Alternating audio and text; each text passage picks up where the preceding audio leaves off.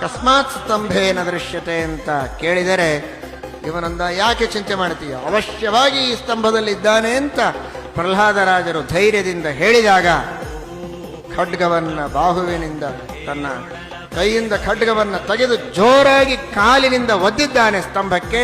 ಸತ್ಯಂ ವಿಧಾತುಂ ನಿಜ ಭೃತ್ಯ ಭಾಷಿತಂ ವ್ಯಾಪ್ತಿಂಚ ಭೂತೇಶು ಚಾತ್ಮನಃ ಅದೃಶ್ಯದಾತ್ಯದ್ಭುತ ರೂಪಮುದ್ವಹನ್ ಸ್ತಂಭೆ ಸಭಾಯಾಂ ನ ಮೃಗಂ ನ ಮಾನುಷಂ.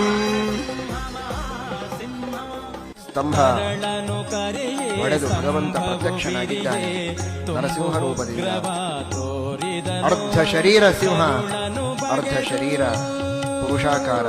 ಅಂತಹ ನರಸಿಂಹ ರೂಪವನ್ನು ತೆಗೆದುಕೊಂಡು ಭಗವಂತ ಪ್ರಾದುರ್ಭೂತನಾಗಿದ್ದಾನೆ.